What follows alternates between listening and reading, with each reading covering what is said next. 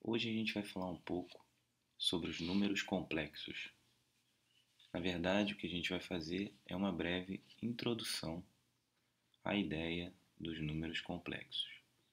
E aí, nessa introdução, o que a gente quer, primeiramente, é definir a unidade imaginária. Quem é a unidade imaginária? A unidade imaginária chamaremos de número i, tal que esse número i, quando elevado ao quadrado, obtemos o número menos 1. Ou seja, certamente o número i não é um número real. Então, daqui a gente conclui que i não pertence aos números reais. Por quê? Porque nos números reais, um número ao quadrado não pode resultar em um valor negativo. Então, a unidade imaginária é o número i, tal que o quadrado dele dá menos 1, certo? Em alguns livros, você pode ser que encontre raiz de menos 1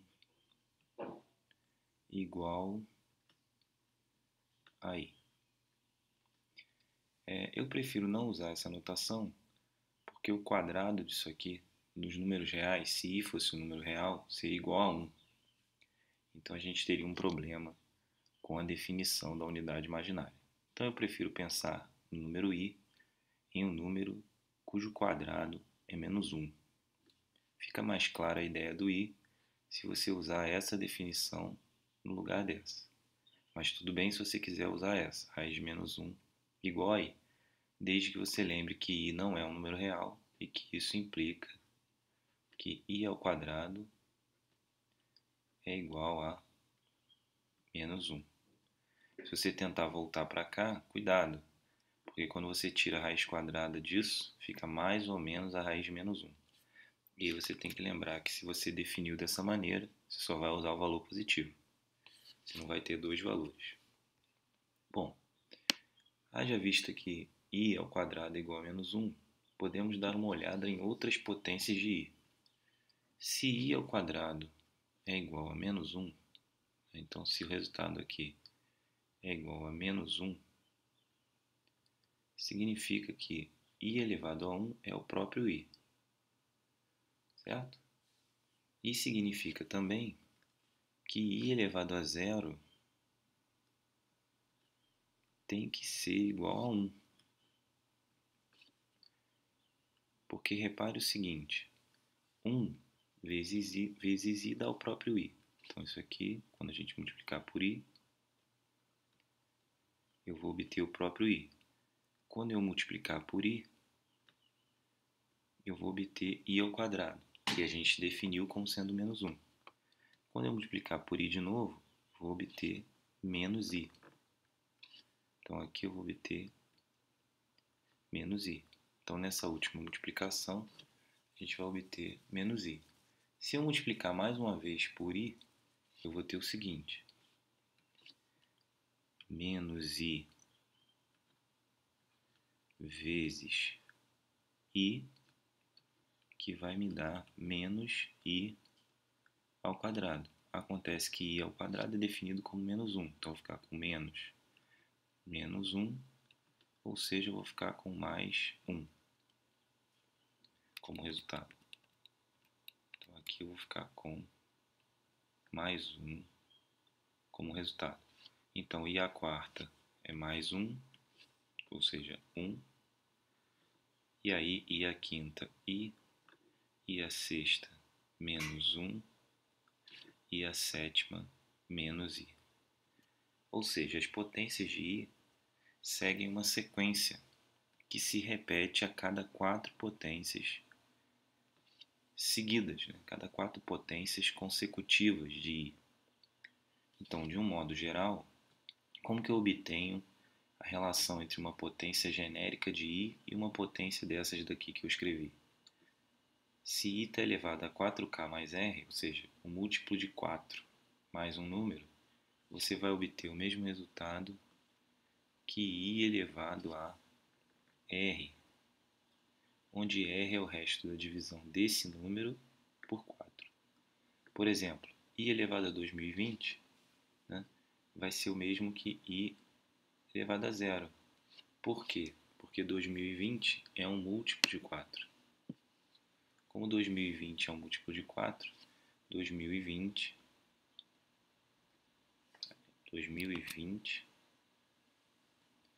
é igual a 4 vezes 505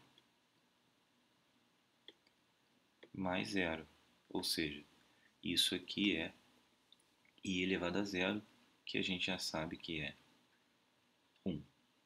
Então, toda vez que eu tenho uma potência genérica de i, né, eu posso pegar o resto da divisão dessa potência e obter o valor da potência mais simples. Outra coisa também que aparece aqui, onde a gente escreveu, é que o somatório de 4 potências consecutivas de i sempre dá zero. Por exemplo, vamos pegar aqui essas 4 da esquerda. 1 mais i menos 1 menos i dá zero, essa soma. 1 mais i menos 1 menos i, isso nos dá como resultado zero. Mas eu não precisava ter pego 4 aqui. Eu podia ter pego i ao quadrado mais i ao cubo mais i à quarta mais i elevado a 5. Isso também dá zero. Então, quaisquer 4 que você pegue, então se eu pegasse daqui até aqui, eu também teria uma soma igual a zero. Menos 1, menos i, 1 e i. Então, o somatório de 4 potências consecutivas de i também sempre dá zero. Certo? Bom, finalmente, podemos falar um pouco sobre a forma retangular ou algébrica. Um número complexo na forma geral ele é composto de duas partes. Ele é composto de uma parte chamada de parte real, que chamaremos de A, uma parte imaginária, que chamaremos de B. Essas duas são somadas, sendo que a parte imaginária é multiplicada pela unidade imaginária. Então, um número complexo na forma retangular ou algébrica, em geral, é representado pela letra Z, que contém uma parte real e uma parte imaginária. Então, A é chamada de parte real, parte real, parte real de Z, e B é chamado de parte imaginária. Parte imaginária. Então, parte imaginária.